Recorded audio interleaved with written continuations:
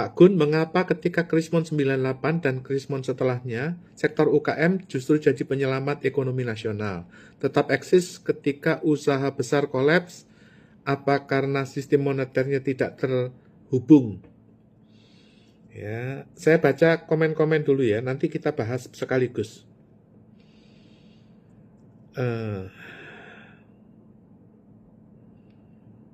Nih, dari Ziv ini. Betul begitu Bang, tapi ingat rumusan, peradaban baru akan muncul kalau peradaban lama hancur. Jadi harus terjadi kiamat dulu. Buset, ngeri banget ini cerita. Ziv, kamu ini ikut ya, Naruto ya. Ingatnya kiamat mulu. Nah, begini penjelasannya ya.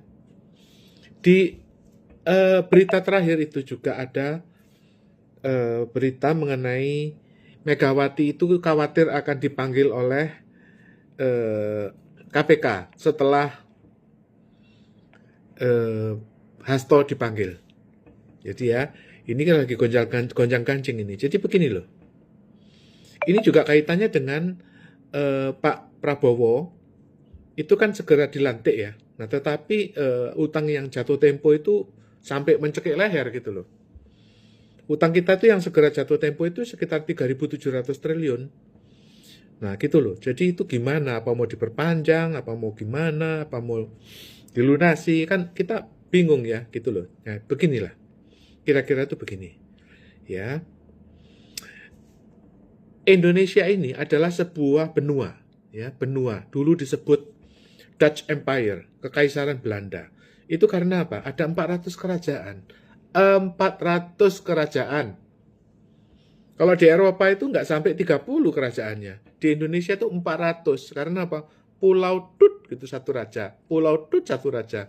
Jadi bayangin aja ya. Indonesia aja, Jawa aja dipecah 3 itu. Ya, ada Banten, Pasundan, ada Mataram, Jawa Tengah, ya, ada sana Singosari, Jawa Timur, ya kan? Nah itu aja 3, nah, ya. Jadi Mataram aja ada 4. Pakubuwono, Mangkunegoro, Pakualam, sama satu lagi itu apa itu? Pakubuwono, Mangkunegoro, Sri Sultan Hamengkubuwono. Pakubuwono, Hamengkubuwono, Mangkunegoro, Pakualam, 4 Mataram itu. Jadi kira-kira beginilah ya. Negara kita itu ya itu nggak bisa tiba-tiba tut gitu loh. Ini Indonesia gitu loh. Mulai kapan tahun 45 gitu. Kamu dari mana, mau kemana, punya siapa dan sebagainya. Orangnya itu apa dan sebagainya. Jadi nggak bisa begitu. Ya kalau wayang itu harus ada Pendowo baru kemudian ada Arjuna, ada itu Werkudara ya anaknya, terus itu kemudian kepada anaknya Arjuna itu yang jadi sekarang itu yang disebut Parikesit, kemudian Ontorjo, Ontoseno. Nah itu Wisanggeni. Nah Wisanggeni itu anaknya Arjuna. Nah kalau enggak Wisanggeni bingung dia, saya ini siapa dia ngobok-ngobok dewa di Kayangan, ngobok-ngobok Betara Guru. Saya ini siapa gitu loh. Jadi bingung dia nih Wisanggeni ini. Siapa saya ini gitu loh. Kamu ternyata cucunya dewa karena Arjuna itu anaknya dewa. Jadi Arjuna itu putra dewa. Jadi itu dulu Ibu Kunti itu, neneknya Wisanggeni ini, Kunti itu dulu menikah dengan dewa. Sewaktu dia bersumpah bertapa di sungai. Jadi itu anak-anaknya Kunti itu adalah anak dewa. Nah dia ngamuk-ngamuk di Kayangan itu. Sopo aku. Yang nggak jelas itu mirip sama Prabowo.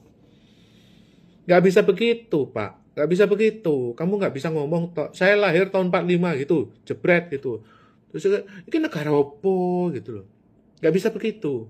Jadi ada yang disebut warisan leluhur. Jadi ada peradaban itu tuh nggak bisa tiba-tiba muncul gitu loh. Emangnya kamu telur dinosaurus apa? Kan gitu loh. Jadi ayam juga harus diketahui kamu ayam apa. Oh, saya ayam itu apa itu namanya ostrich itu. Turki, ya kan? Burung Turki, yaitu kalau enggak saya burung onta. Beda dengan ayam Bangkok, kan beda. Dengan demikian, ya seorang raja ya atau presiden Prabowo, dia harus sadar bahwa dia punya apa? Yaitu apa? Jaminan emas di World Bank. Berapa? 70.000 ton. Nah, gunanya buat apa? Nah, itu loh ya, untuk membangun gitu loh. Jangan kamu jadi presiden terus modal tongpes, bokek.com, kemudian sok-sokan membela Palestina. Ya mau diar kita. Gitu loh. Kita itu belangsak seperti ayam itu nggak jelas. Ini ayam bangko, ayam petelur, ayam pedaging, apa ayam kampus. Jadi karena nggak jelas, ya itu makanya nggak bisa dirunut. Oleh karena itu, sudahlah ngaku aja bahwa Indonesia adalah Mataram baru. Ngono ae wis. Jelas jadinya Mataram itu adalah Perdana Menteri dari 400 adipati. Lah di mana adipatinya? Dikumpulin lagi gitu loh. Bikin organisasi adipati se-Indonesia gitu loh. Gitu. Daripada kamu ngumpulin DPD nggak ada gunanya, nggak pernah meeting, nggak punya hak. Ya mending kamu bikin utusan daerah, udah bikin aja lembaga UDD, utusan daerah-daerah, gitu aja udah. Terus kamu raja 400 adipati se-Indonesia gitu. Jadi kamu nggak malu-maluin. Udah ngaku aja kamu sebagai Mataram baru gitu loh. Udah langsung pakai belangkon. Jadi dengan demikian kamu tahu apa warisanmu, apa hakmu, apa itu yang disebut warisan leluhurmu gitu loh. Sehingga bibit bobot bebetnya itu ngenah gitu loh. Ya, jangan ikut Palestina, mosok dari Mataram ya. Ada Raja Ternate Tidore sampai itu apa namanya Sriwijaya, Sailendra, Kalingga terus tiba-tiba jadi Palestina. Lah ya piye ta kowe iki senengannya lompat-lompat gitu loh. Jadi dengan demikian kita harus bisa merunut siapa leluhur kita gitu loh. Sehingga dengan demikian kita itu bisa estafet gitu loh. Ya kan? Nah, yang menjadi masalah itu adalah Pak Harto itu meninggalkan lubang. Gitu loh. Jadi kenapa 25 tahun itu Prabowo itu mengungsi ya keluar dari keluarga Cendana. Nggak pernah pulang ke Cendana itu. Cendana nomor berapa itu. Nggak pernah mampir apa ngintil atau nilik gitu, nggak pernah. Nggak pernah datang ke rumahnya mertuanya Pak Harto, nggak pernah.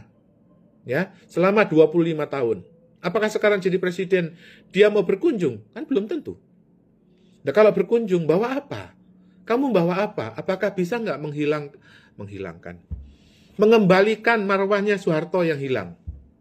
Itu loh pertanyaannya. Nah, apa yang hilang itu harus dipelajari. Oleh karena itu, nah inilah yang disebut bibit bobot bebet gitu loh. Makanya nggak ada gunanya itu mertuanya orang Jawa karena mantunya nggak ngerti gitu loh.